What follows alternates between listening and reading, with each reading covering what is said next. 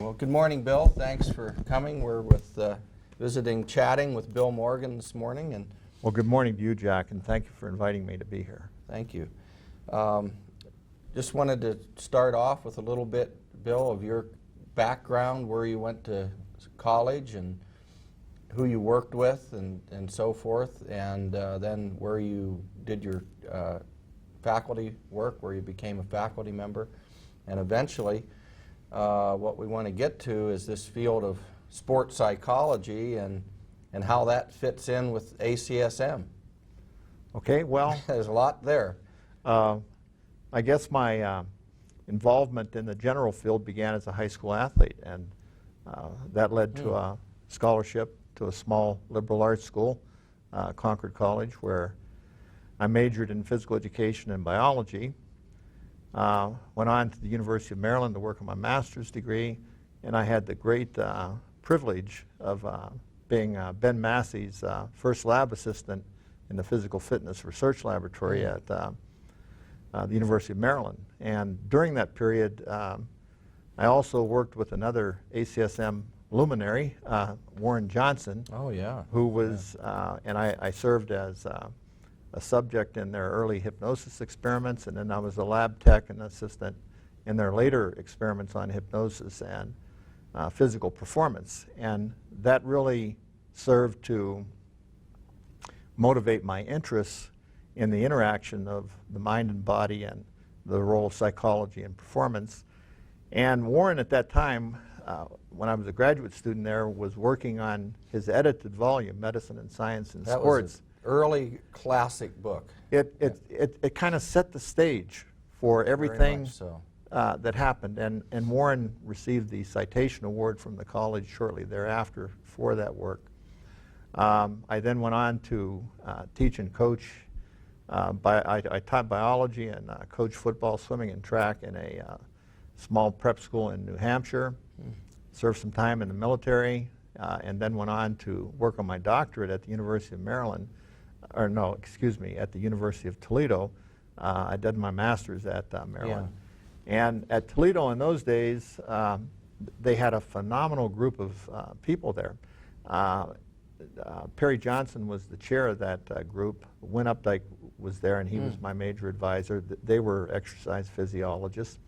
John Bird, who went on to serve as dean at Maryland, was there, and he was quite a notable exercise physiologist. And they were all involved in ACSM, and so it was only natural that I would become involved in ACSM. Was this the 60s, Bill? Or what? This was in the 60s, and but there were other people there, such as Harriet Williams and John Drawatsky in motor control and motor behavior. This is at Toledo? At Toledo. Jan Brokoff. There was. I didn't know he was there. Yeah, Jan had quite a career there. And then later on, Dave Lamb went there for a spell. But Johnson and Updike and others were, I called them rat physiologists at that time because they had trained at Michigan State under Van Huss, and they had a basic science sort of a focus. And the specialization in the department at that time was exercise physiology. So I did a dual major in exercise physiology with the group. And I also, and my dual major consisted of psychology. So I did the equivalent of a joint degree in psychology and exercise physiology. That's a lot. Well, it was, and it served me well because it's hard to imagine being a sports psychologist without any training in psychology. Good point, yeah. But it's also what benefited me and what enabled me to assimilate and become integrated in ACSM is the fact that I had this strong exercise physiology background, as well as the psychology background. And then from there, I don't know how much further you want me to go, but that's my basic background and training. Yeah, no, that's perfect. That's what I had in mind. And so, were there sessions in sports psychology and ACSM in the 60s?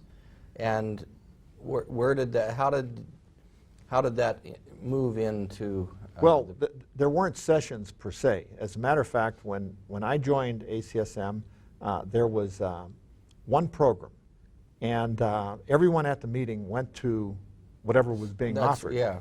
The following year, they debated about having 2 sessions running concurrently, and that was in Las Vegas in, I think, '66. And they tried that as an experiment. Their plan was to see how it worked out and what have you.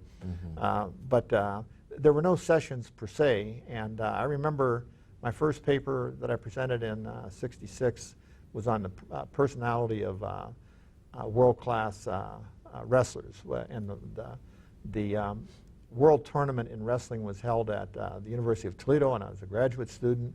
And I was able to test all the English-speaking wrestlers who participated, and that included the South Africans who spoke Afrikaans, but they could understand English and complete the personality questionnaires and so forth.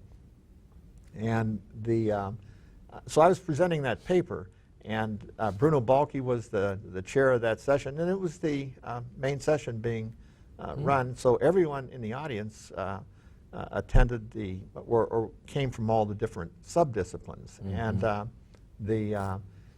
and Larry Morehouse, who was an exercise physiologist from UCLA, was the first presenter, and then myself, and then I was followed by Roy Shepard or someone like that.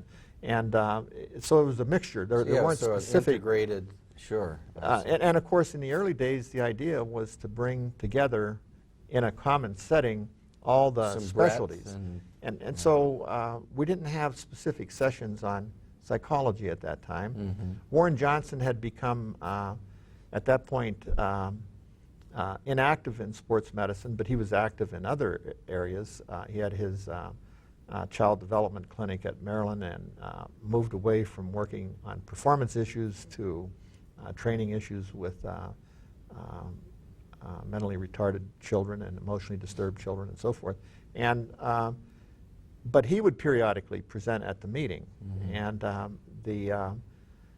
and he was accepted within sports medicine as a psychologist. And but there were no sessions per se on psychology at that time, and then it grew, and from that point there were periodic introduction of other speakers and so forth. I would say at the '67 meeting that was held at Penn State, and to kind of regress a little, that was we all stayed at the Nittany Lion Inn on the Penn State campus. I've been there, yeah. And the sessions were all held together, and although they were still experimenting with 2 sessions at the same time, but everyone at the meeting attended the banquet that night, and the awards were made, and fellows were inducted, and so forth.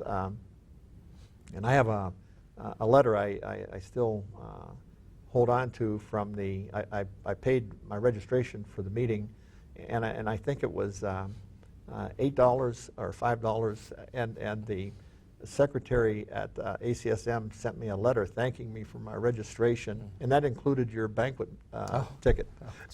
So things have changed. Changed a little bit. And today it's not possible for everyone who's in attendance to go to the banquet and observe the award winners receiving their awards. And so Bill, were there other outlets at the time for sports psychologists? I assume there was something going on at AFER.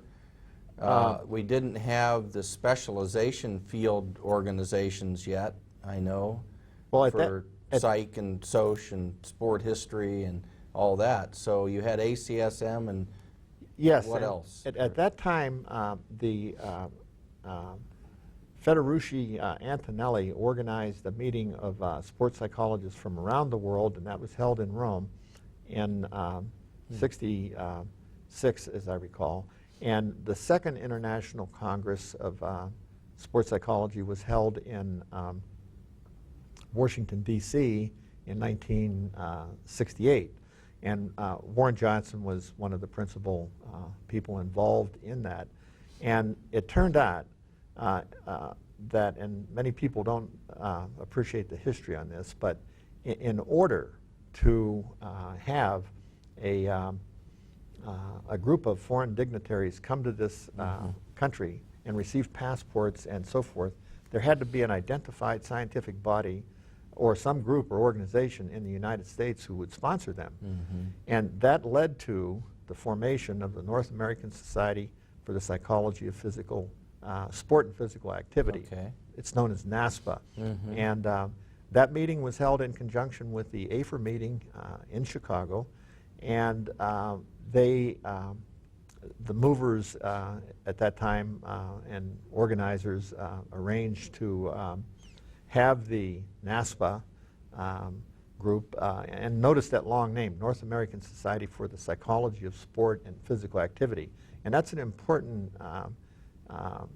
point, because the early founders of that group wanted to have the subdiscipline be more than sport. They wanted physical activity to be part of that, and that's the reason for the cumbersome sort of name, and that name still exists.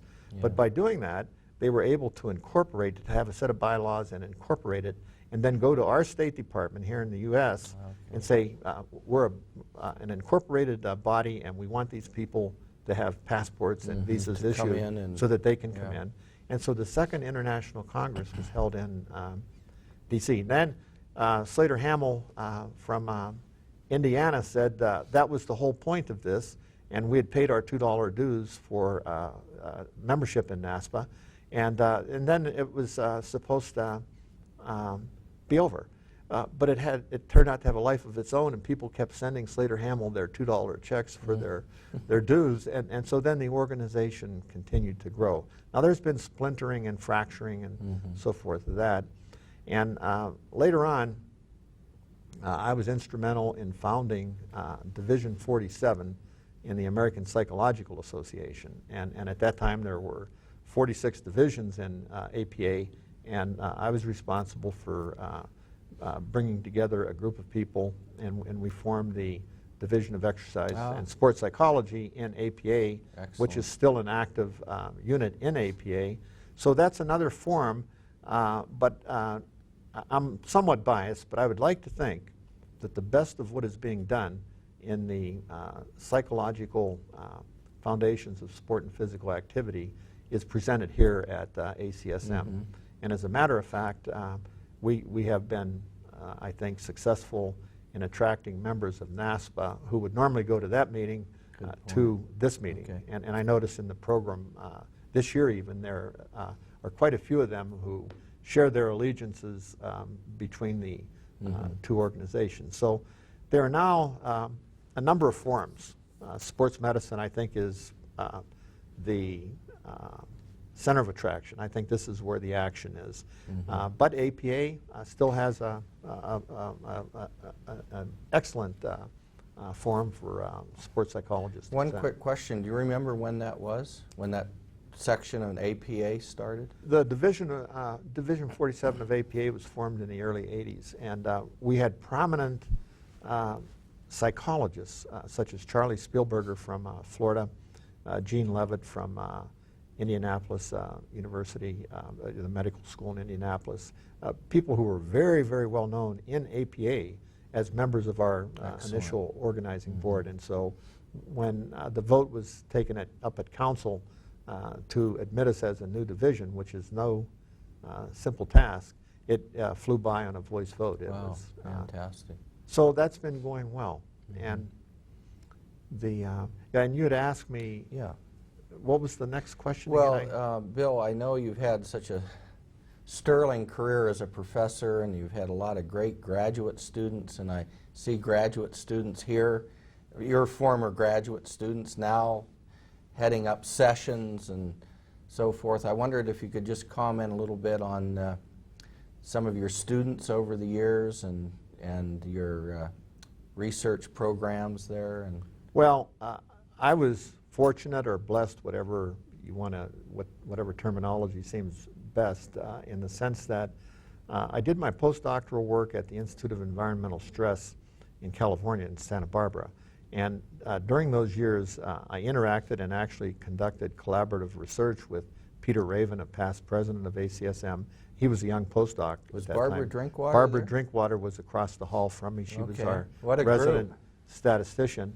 And Jack Rout and I shared an office with the old Cambridge physiologist who had 4 Nobel laureates in his laboratory Wow. in Cambridge. And Steve Horvath, of course, he headed up the group, but we had a phenomenal group there.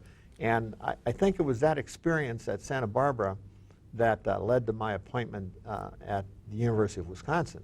And I think my background there served me very well. And I'll never forget arriving on the campus of the University of Wisconsin for my interview, and in May of '70. And Bruno Balke, past president and editor of the journal, picked me up at the airport, and Leonard Larson, who was a past president and founder of the college, was our chairman at that time. And Alan Ryan, another past president, was there, and he was a very, very close friend. And so I found myself in an academic setting, and of course the American College of Sports Medicine was located there at that time in the stadium, on the 4th floor of the stadium. And I had a lot of interaction with ACSM at that point. And Bruno, who was editor of the journal, asked me to replace Warren Johnson, who stepped on as section editor for psychology, and that further integrated me into ACSM. And then as far as students are concerned, I was very fortunate to be able to attract, and I never did a major recruiting job. I didn't intentionally do that, but I was able to attract very good students, outstanding students. And the part of that is due to the nature of the intellectual environment at Wisconsin. And of course our department at the time was loaded with outstanding people. And I only mentioned a few, but Fran Nagel was there in exercise physiology, a long-term member of ACSM, George Stelmach in motor control. There was just a large group of Joanne Seyfried in measurement and so forth, a great group of colleagues. And so some of my students, my first PhD student was Mike Barkey, who's always here, and he's now an acquisitions editor with Human Kinetics, and he's played a tremendous role in the publishing of exercise and sports science material in our field. And one of his classmates was Rod Dishman, who chaired the session that you were in yesterday. And Rod, of course, made his mark in exercise adherence, which was one of my own interests then and still is. But Rod has become, that's what he's principally known for, but in point of fact, his work on brain chemistry and exercise is of a classic nature, and he and his students have gone on to do some excellent work. Pat O'Connor is an outstanding exercise psychologist. He's located at the University of Georgia, where Rod Dishman is located. Jack Ragland at Indiana University, and he's been on the program committee and played a principal role in the programming of sessions at ACSM for probably 10 years now, and he took over when I sort of drifted out of that situation. I passed the baton. Quite a lineup. Yeah, and I'm very honored that I had a chance to have those kinds of students in my program, and that they've gone on to do so well. And I would say that the big difference between our program, our students, our focus, and the general, quote, sports psychology field has been that I recognized very early on that helping elite athletes jump an inch higher or run a tenth of a second faster was sexy and exciting to everybody, but really was trivial compared to some of our major public health problems, such as depression.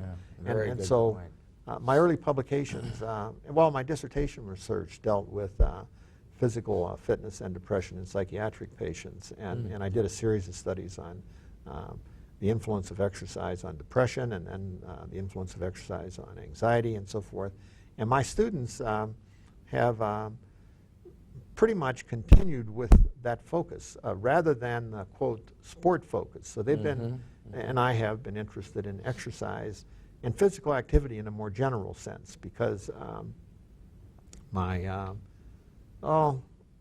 most recent paper dealt with purposeful physical activity, and in which I proposed a paradigm shift and argued that we should get off treadmills where we're running to nowhere, and stairs to nowhere, bicycle ergometers to nowhere, and to perform purposeful physical activity.